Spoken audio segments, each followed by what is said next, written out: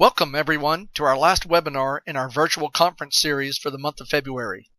I'm Pat Whitworth, your Executive Director for the Southern Division. I am honored today to introduce Kirk Anderson.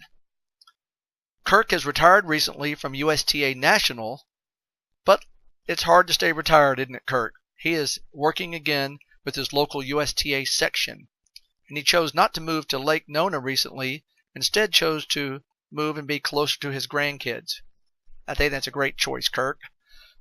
I've known Kirk for many years, first as his days as a pen sales rep. Before that, he was an on-court professional like many of us. He's been an educator for many years, and we know him as a director for the USTA program, and before that, he actually worked at the USPTA National Office as the director of our education program. Kirk is in a very select group that are master pros in both organizations. We are so fortunate to have Kirk with us today. On to you, Kirk. Thank you, Pat. Can everybody hear me now? Yes. Okay, great. Characteristics of great coaches. I'm sorry the first slide is a little bit misconfigured. Pat, I'm going to correct you just one thing. I'm not in Colorado. I'm actually in Portland, Oregon this morning. So we live in Portland, so we moved even further west. So welcome everybody, and let me move my next slide because I think that this is going to get us off to a great start. So I actually started this presentation about 3 years ago, and I with all my experience traveling around the country, watching coaches, hearing about coaches, I was very curious to know what was really the difference between a good coach and the people that thought they were good, but the ones that were really effective. So I started to look at those different characteristics, and I did a lot of surveys and interviews, and so I came up with these top 15 characteristics. So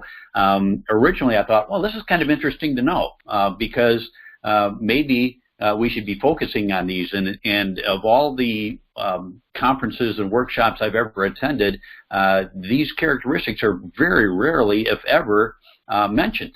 We spend all of our time working on business development and on-court activities, and like most pros, they come and say, I just need to pick up a couple of drills. Well, that may or may not be good, and let me kind of elaborate on that. So I thought in my first bullet here is, okay, this is kind of interesting to know.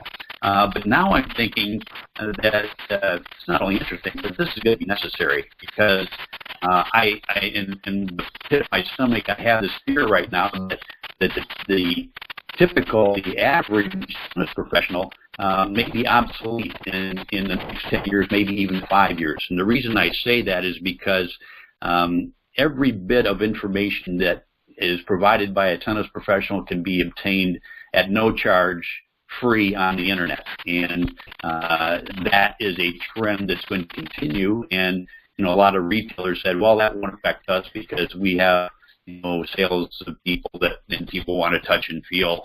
Well, that's been proven wrong, and so we need to be aware of that. So and then all of the trends are going in that direction. So we see what Amazon has done. We've seen what all of the internet, and then there's these really slick internet marketers who are going to the top professionals and top playing professionals that are designing courses, and they're making those available. And those people are, if you want to be in the money, that's where the millionaires are right now in the tennis industry. So that's and I don't mean to paint a negative picture, but I just think that we need to be out in front of the average trends or the trends that are going. We know that the average tennis pro right now is 46 years old, and I believe that we've been complacent in what we do as an industry. So I say all this because I love our sport, I love our tennis industry, and I want you folks to move ahead of everybody else with this hopefully timely knowledge. So let's take a look, because what is important? And when I did the surveys, I thought, well, maybe it's skills and knowledge. They have more skills than anybody else. They can teach better. They have the technique down. They've got a better critical eye. Or is it the connection and the relationships? So as I said, what I found was it's actually the relationships. It's the connection and the relationship skills that are the most important. They came up over and over again in every survey that I ever did. And so, as I said, and I kind of jumped ahead with this slide, that the future does not trend well for those people that just have tennis-specific skills, because those can be obtained on the internet. So let's take a look at what are these top characteristics, and I've got 15, and these are not in any specific order, and when I did the surveys, they all came out pretty close to being the same. So it will be interesting. But what I want you to do is take a listen and make some notes and see if you can select the top 3 characteristics that best match your particular style. And what I want you to do is I want you to identify your strengths, because if you improve on your weaknesses, you get, and here's a blank, here's your first blank, and if you improve on your strengths, you get the following. So we want you to identify your strengths, because we're going to see if we can build, just like if you're trying to build your students, if you improve your weaknesses, you get average, and if you improve your strengths, you get excellence. So here they are. Here they are, and these are the 15 that we have, that I've identified, and I'm sure that there are more out there, but I have number 1 as enthusiasm. So the best coaches that I knew, they were all very, very enthusiastic, and they loved what they did. So my style here is I'm going to give you a slide, and we're going to go through it, and then I'm going to see if I can give you a few more details here. I usually have a quote or two. But enthusiasm comes from the word entheos, which means to be filled with God, which I think pretty important. And then I've got a lot of quotes. This is from one of my favorite coaches out east, Ralph Waldo Emerson. Nothing great was ever achieved without enthusiasm. So when I take a look at that a little bit deeper, I'm going in, gosh, why can't we be more enthusiastic? Think about how lucky we are to be doing what we're doing.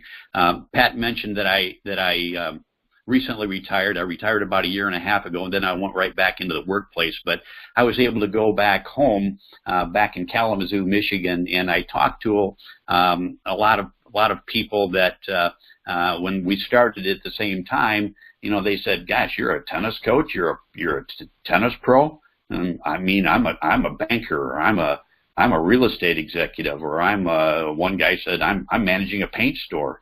And then 40 years later, they said, "Wow, you were a tennis pro? You actually made a living, and you had such a great career. I was just in the banking business, or the real estate business, or accountant, or I managed a paint store, and you did a lot of other great things." So we have a lot to be grateful for, and I keep on saying, where would you rather be? I mean, take a look. We can show up, and we're getting to work, and we should be energized to be working out at the court with people of all different ages and abilities and sizes and ethnic groups. So we're in the business of selling fun, activity, and our sports. So we should have a great have a lot of gratitude for what we're doing. Here's my two more quotes. If you're not fired with enthusiasm, you should be fired with enthusiasm. So that kind of leads me into my next one, but there will always be a demand for enthusiastic coaches. Next one is patience. So here's my quote. It didn't correct it on this, so I've got a misspelling. This is Meb Keflezighi, and you know him as the Olympian. He's a distance runner. He's a marathoner, New York City marathon champion. But we have to have patience as coaches, and especially working with younger children or working with beginning adults. That's when we need the most patience. So everyone learns and progresses at different rates. And here's my little formula: S equals E over T, and success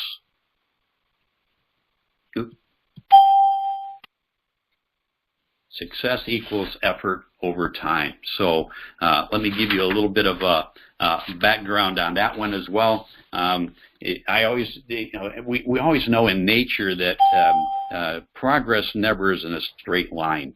And if you've ever been in an airplane and you look down at a river, I usually draw this on a chart, but you see the river and it goes from point A to the ocean or to the Great Lakes or whatever, but it never takes a straight line. It's always going, and sometimes it'll stop almost in a pool or a lake or a backwater, and then sometimes there's straight and there's rapids, and another time it's actually going the other direction. So that's the way that people learn. So we need to be able to recognize that and have patience and really help people through those plateaus and downtimes. So, and again, the successful coaches are able to do that, and there will always be a demand for patient coaches.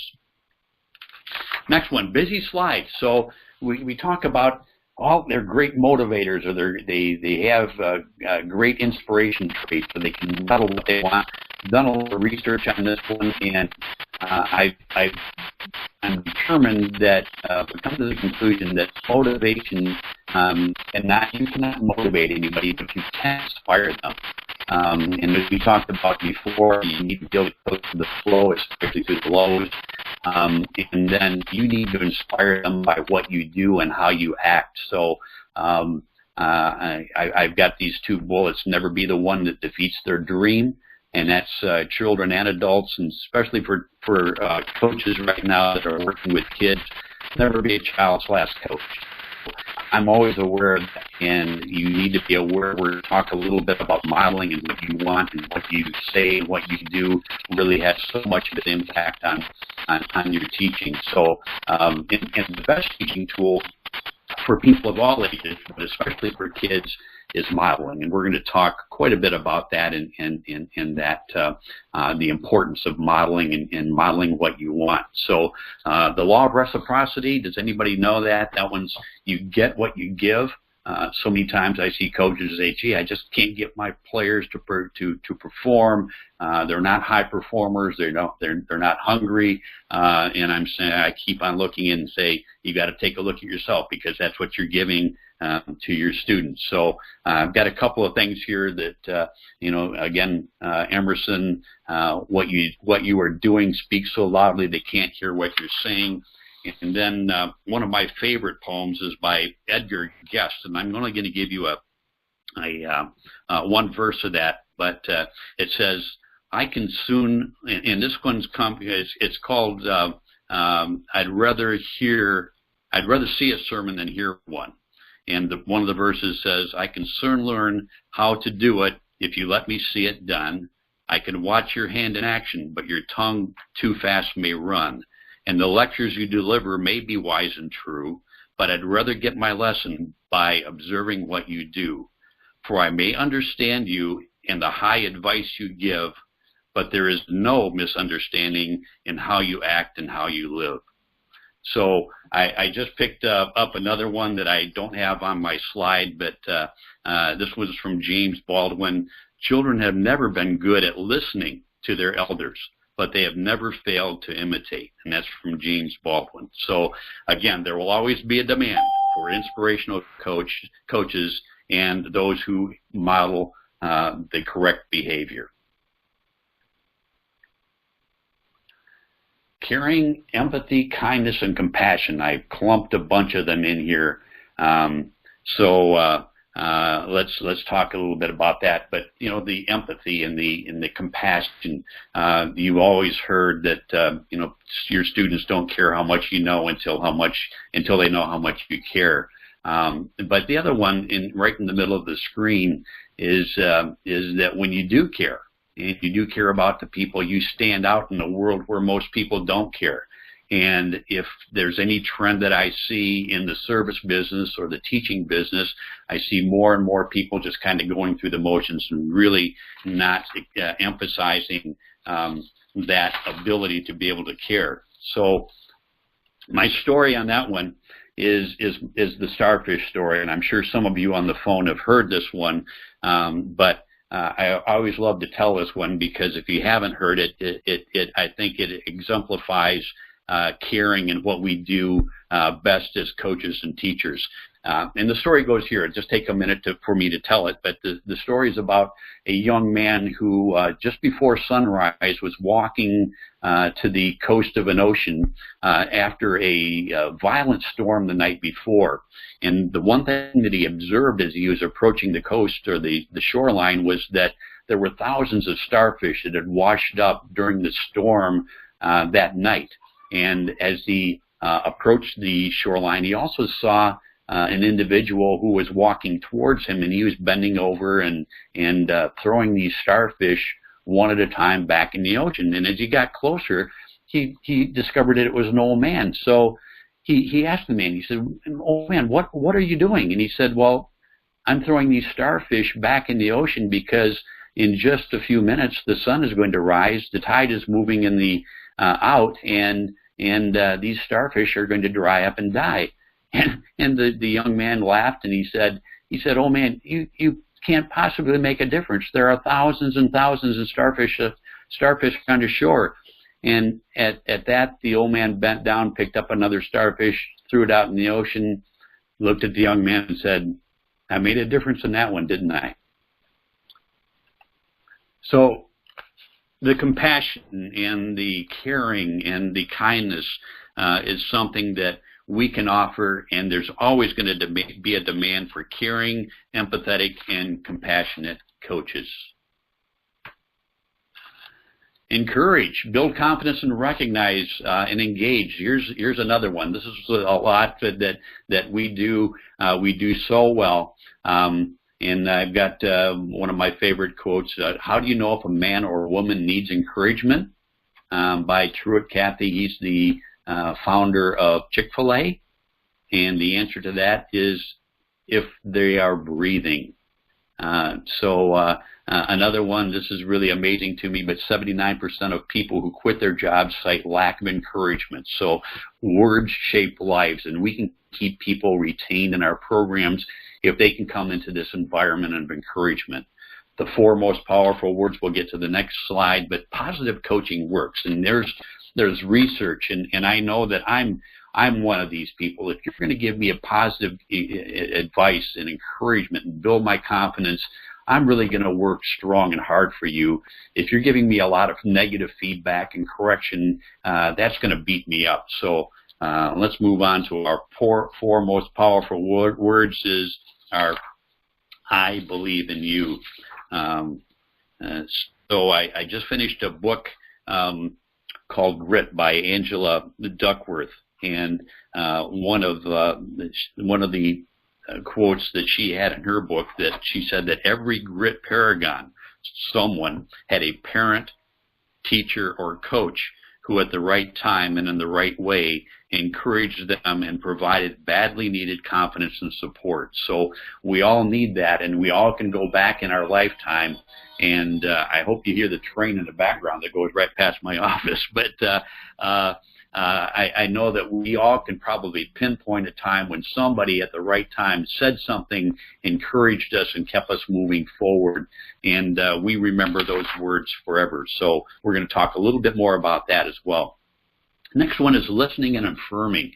Really quick slide on this one, but listening shows respect, and if we listen to kids, if we listen to people, if we listen to our students, we're going to get a lot more out of them.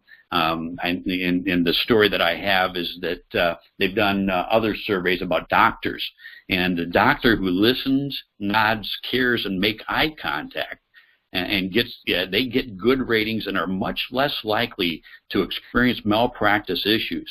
When there is strong support with patients, they are more likely to follow the doctor's advice. So, if they're going to follow doctor's advice, because they're listening and they're acknowledging and they're nodding and they're making eye contact, what does that have to do with what we do as teachers? So I think there's a lot of positive influence that you're going to have on people if you can just look at them in the eye and you can affirm what they're saying and listen and understand, make an attempt to understand what they're saying. Next one, boy, I get a lot of information on this one. Love and passion. It's not only for tennis, but for your students and your coaching as well. So when I shared this with the people that I surveyed, it was really interesting because some people said, Kirk, okay, you can go with passion, but you got to stay away from love because that has a lot of negative connotations, and I kept it in there. So, and I'm going to tell you why in just a second, but here it is. When all is said and done, your career success will be measured in how much you have loved. This one came in front of me just about a month before I retired, and I thought, okay, there was a lot of love in what I did. I really enjoyed it. I really enjoy what I'm doing, and then I hope that I was able to communicate that, and people felt that when I was doing my teaching and coaching and writing. So, and then Oprah Winfrey, passion is energy. Feel the power that comes from focusing on what excites you. So we're going to get into that. Just read another quote by Eddie Robinson, the legendary football coach. He says, without love, don't coach. And then we get with other ones. I know that you're all familiar with John Wooden. He always claimed, he said there was a lot of love in my coaching when people asked him what his secrets were from coaching. And then one of my favorite coaches who was right there at Clemson, Dabo Sweeney, talks about love, and he says love and accountability are the keys. All great leaders provide a lot of love and a lot of accountability. Some in the media have made it seem like Dabo Sweeney is all about love and fun, which he is, but he also demands excellence and is all about the process. He loves you, and because of that, he's going to make you better. He's going to hold you accountable to the team and to the high standards and values of the culture. If you have love without accountability, you'll have a loving family but not a great team. Accountability with love leads to disengagement, burnout, and dysfunction. You need both love and accountability to be a great leader, family, and team. And there will always be a demand for coaches who demonstrate a lot of love in their coaching. Body language, smile and self-control. So how do you know if a child likes you, and how do you know how effective your communication is? So let's take a look at this. So a child likes you, or a child will know if you like you because you smile. We've done a lot of workshops, we've done a lot of videotaping, and it's one of my comments that I can make on almost every coach that when we videotape them, we can say, gee, can you just smile a little bit more? Because you're so stern and you're so serious. My goodness, you're teaching a great sport, and let's have a little fun with that. So it kind of goes with the enthusiasm. So if you can smile a little bit more and take note on that, see, just if you can smile. And we know, gosh, little kids up to 6 years old laugh 400 times a day. And so that's like 37 times an hour if I did my calculations right. So if they're not smiling that much in your lesson, they're probably not having as much fun as you say they are. So the effectiveness of the spoken word, this comes from a professor that did the research on this, Professor Albert Mahadrian, and he said that the effectiveness, only 7% comes from the spoken word, 38% comes from the way that they were said or the tone, and 55% comes from the body and facial expression or your body language. So that's really important. The other thing is that, you know, I have self-control under this one because no matter how much you plan, there are going to be things that are going to go wrong. And what are you going to do when things go wrong? Have you rehearsed them? Have you rehearsed them? Because if you haven't, children and adults are going to be able to pick up on your body language. So you need to practice your response because they are going to understand how you act and what you say, and how you react. Children will be able to see this, and you can't hide this. So what's going to happen when I always like to use the example, if you say, don't step over this line, you're always going to have somebody that steps over the line and said, okay, I just did it, now what are you going to do? So have you practiced that response? What happens when your plans or your actions or your your plan for that day, somebody disrupts that, and how you're going to react, and how are you going to respond, and what are you going to say, and what is your body language? What is your body language when you get a bad call, and how do you reflect that with your students? So it's something that needs to be rehearsed. I know we talk about mental rehearsal with our mental skills people, but I think that we need to rehearse using our body language as well when things go wrong. Respect and build trust. So this is pretty simple. Relationships are built on trust. We all know that. Got a lot of quotes about trust. Here's my tennis one. All coaching begins with trust. Think about that. If you don't have trust in anybody that's teaching you something, how well are you going to follow that person? So I have 13 behaviors that build trust, and I got this from the Franklin Covey organization. So let me go through these fairly quick. But number 1 is tell the truth and demonstrate integrity. Number 2 is show that you genuinely care. 3 is be genuine, open, and authentic. Number 4, apologize and make restitution. Number 5 is be loyal and give credit to others. Number 6 is deliver results. 7 is get better by learning and improving. We'll talk about that in just a moment. Number 8 is address tough issues directly. Good way to build trust. Number 9, reveal, discuss, and validate expectations. Number 10, be accountable and take responsibility for results. Number 11, listen before you speak. Number 12, keep commitments and do what you say you'll do. That's your integrity. And then number 13 is to extend trust. And just always remember that there will always be a great demand for coaches who build and develop trust with their players. Oh boy, this is the knowledge. Educate yourself, find a mentor, and become better every day. This is something that I know I live by. This is probably one of my strongest traits of the 15 that we're going through, but you can see a couple of quotes I have.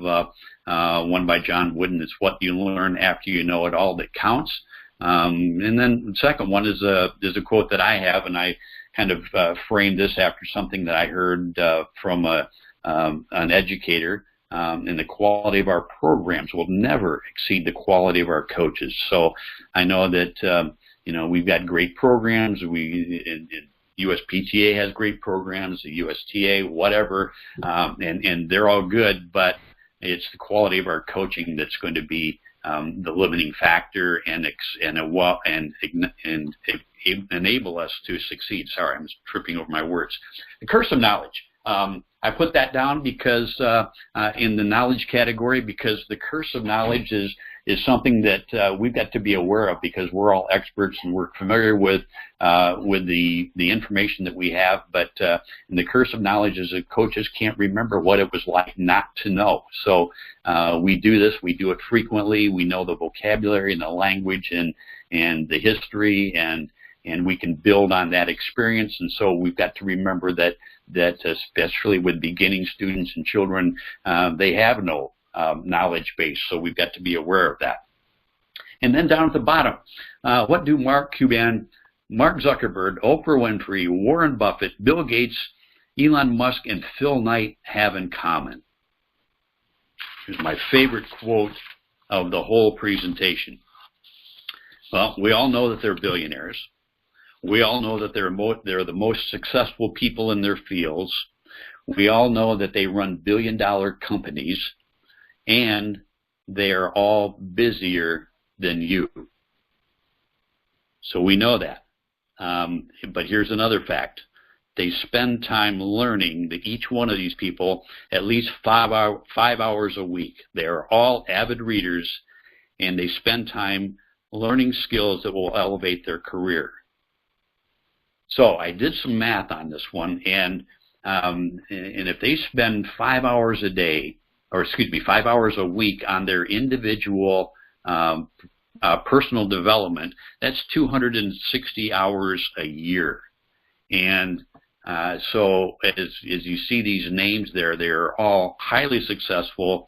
I always get my hand slapped when I say this, but I think it's kind of a joke that the USPTA requires 2 hours a year for continuing education compared to the 260 hours a year that these particular individuals, these leaders, are accumulating in the course of their years. So, and we'll talk about how do you have the time? Well, how do they have the time? They carve out that time. We know that the average adult has almost 4 hours of screen time every day.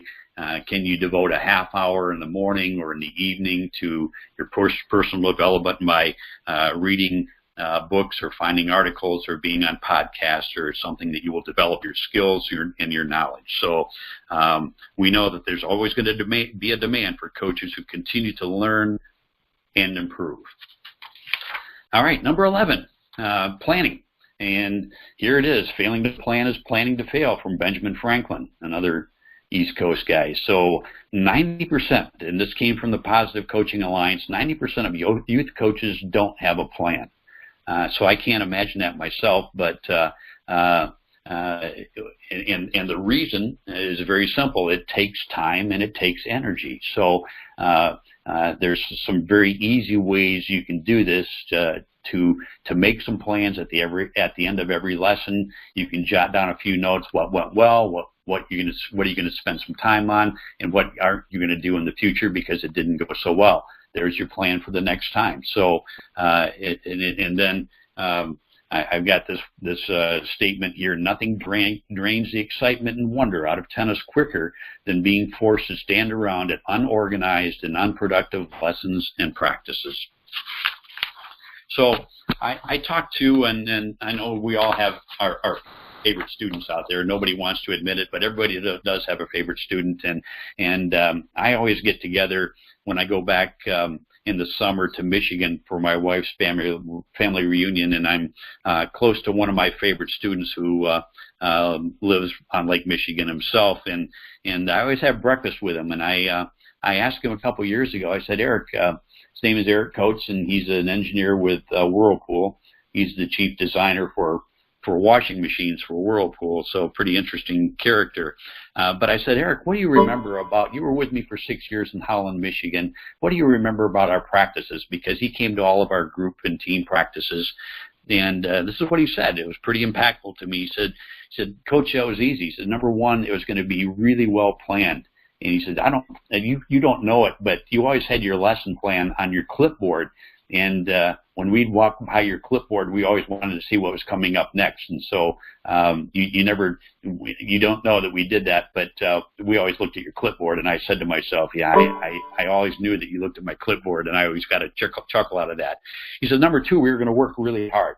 So my sessions, my team practices were an hour and a half, and they were organized and planned to the minute, and we worked really hard. And then he said, number three, he said we were going to work really hard, but sometime during the course of that hour and a half, we were really going to laugh and really laugh hard. So something was going to come up funny, and we were going to smile and laugh and have a good time. So I always thought that was pretty impactful. Those were the three things he remembered from my practices. I think I did a good job with Eric. So we know that there's always going to be a demand for coaches who plan and are well prepared. Humble, selflessness, and service. So, why do we teach? And there is little in life as satisfying as being part of someone else's success. So I know that when I talk to players who become coaches, they say, the emphasis went from me first to being me last, because my students became the most important. So, and then I've got the question here: what do great coaches have that average coaches don't? Very simple. That great coaches have a heart set, not a mindset, and they don't have a job; they have a calling. So if we can put others first and have that first in our mind, that we are in the service business and what we do is we provide for them, and that's how we're hardwired to exist as people and individuals, we will be successful. And there's always going to be a demand for coaches who are humble and find ways to serve their students. Boy, a lot of words on this one, but names, acknowledge, and rule of one. So I always ask this question. Can you remember, if you think back of what a coach or a teacher said to you at one time that really made a difference in your life? And I do a flip chart exercise where I put the sticky notes up on a chart, and the one word that a coach said or a teacher said that either had a negative or a positive impact. So, and it's really interesting when coaches reflect on that, or when teachers and individuals reflect on that, they always have one thing or two things that were said. So, so we need to be aware of those things, because I think you've probably all read this at one time. They won't remember what you said, but they will remember how you made them feel. Well, I agree with that 90%, but I also know that it's what you said that they're going to be remembering for the rest of their lives. So, and then let me change gears just a little bit and say, have you ever been in a situation where you're not really comfortable? Maybe it's a social situation, cocktail party, a special event, whatever, and you just feel like you don't fit in. Have you ever felt that you might have students that are coming, especially to your beginning programs, where they just don't feel connected, or they don't feel that they fit in? And so it's really our job is to make them feel special, make them feel wanted, make them feel welcome. So a study was done in Norway. I spent some time in Norway a year and a half ago, and it was really interesting. And they did a survey, and they found that the coaches used the first names of the top 20% of the performers 3 to 4 times more than the bottom 50%. And when I heard that, I thought, wow, man, do I do that? Because I certainly don't mean to do that. And then when I watched other coaches and really good coaches on videotape, sure enough, they did that. So I think that we need to be aware of that and make sure that and it's just kind of human nature that we acknowledge those people. And we did video shoots, and we all almost had to edit out because they used those first names all the time with their top performers, and the bottom performers, they didn't use first names at all. So we need to acknowledge everyone every day. And here's my assignment for you. So from this day forward, welcome each player who comes to your practice with their name. Acknowledge them and provide a positive comment. This might be the only positive comment all day or all week. Throughout the practice, use names and find something that you can positively acknowledge or reinforce at least one time for every student every day. And when you do this, I always talk about discipline, and your discipline problems just kind of melt away, because if you're being positive and you're encouraging and you're using their name one time, one student, one time every day, they don't want to be the one that will be kind of disruptive. So, but again, we have to be aware of everything that we say. I reflect on the time when I had coaches, and I had one coach that when I was a basketball player, my freshman basketball coach, he said, you're the last guy I kept on the team, but you're not going to play for me because you're too small. And to this day, I hated that guy.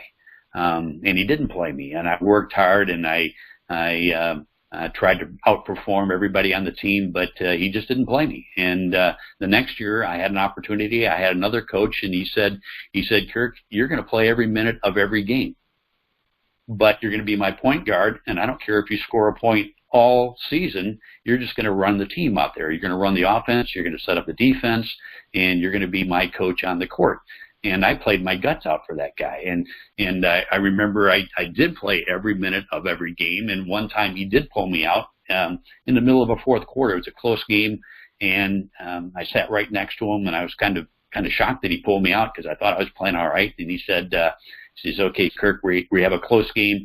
I want you to rest for 1 minute because I need you in there for the last 3 minutes. So if you have a coach like that, man, how hard are you gonna play for somebody that acknowledges you, that supports you and gives you those positive comments. So something to think about. There's always going to be a demand for coaches to use first names, welcome, and acknowledge their students. Vision, mission, and culture. Getting down near the end of our 15. But, what is culture? Well, culture is the way that we do things around here. And so many great teams have great cultures. And if you want to read a good book, you can read a book by the most successful franchise, the most successful team anytime in the world. And it's the New Zealand All Blacks. And the book is called Legacy, and it was written by James Kirk. And I would highly recommend that book. They talk about the culture of the All Blacks, but they establish that culture. And if you do that, it establishes everything that you're going to do. You'll be able to decide what you're going to be able to do and what you're not going to be able to do based on your culture. So, and the culture is created by that coach. And if you don't like the culture, let me continue on. I've got it here. So we just talked about mission, vision, and culture. Let's move on to commitment and hard work. So there it is. Wake up early and get started. So performance times, or P times C equals what? Okay, there it is. Whoops. It's potential times commitment. So the one thing that I found was characteristic of all great coaches is that they work hard. And just finished the book called Shoe Dog by Phil Knight, who is the founder of Nike. And it was really interesting to see what he did. He's not a brilliant guy by any means, smart guy, but he was just one hard worker, and he had people that started out that were very hardworking that were around him. So some of the things that I like to quote are from John Gordon, who wrote The Carpenter, and he says, "Everybody wants to be great, but there are few people willing to do what is needed to become great. They want to become great, but don't spend the thousands of hours to master their craft." So that's from a book from The Carpenter, and I always like to use, do you want to be a sailor or a Navy SEAL? Do you want to be a pro, or do you want to be a master pro? Do you want to be a computer technician or a computer genius? So we have to have these high standards and be willing to shoot for them. So let's take a look. And then how are we going to apply to what you just learned? So we just went through 15 characteristics, and now we need to go into the action part. So here's what you do. I want you to choose 3 of these and acknowledge what they are, because if you choose 3, then I want you to narrow it down to just 1. And one thing I want you to work on this week, and then maybe another thing the next week, or another thing the next week, but only work on 1. See if you can acknowledge that and improve. And here's why. Because if you choose 3, and heaven forbid you choose 15, but just if you choose 3, your success rate is 30%.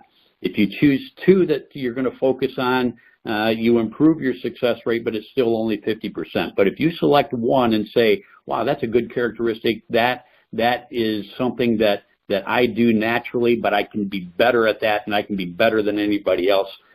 So another good quote that I have, it's good to be better, but it's better to be different. So we want to move up that scale. So I don't know if anybody's ever seen this, but this is the diffusion of innovation. I love to show this because this shows the bell-shaped curve for innovation, and I think it's pretty self-explanatory. But there are innovators, there are early adopters, there's the early majority, late majority, and the laggards. And so we go through this with every person or every program. We just went through a cycle where we had continuing education, and sure enough, it was about 15% that they just weren't going to do it. And they were forced to do it.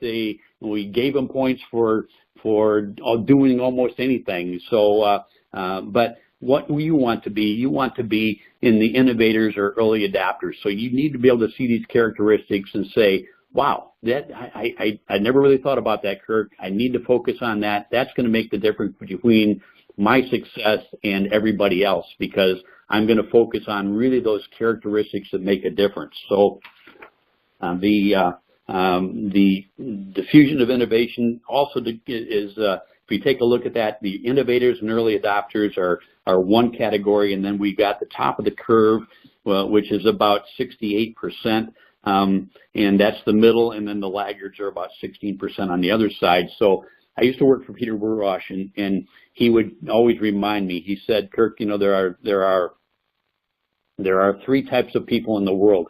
There are people that wondered. There are people that make things happen. That's the right side or the left side of that curve. There are people that watch things happen. Those are the middle of that curve. Those are the early majority and late majority.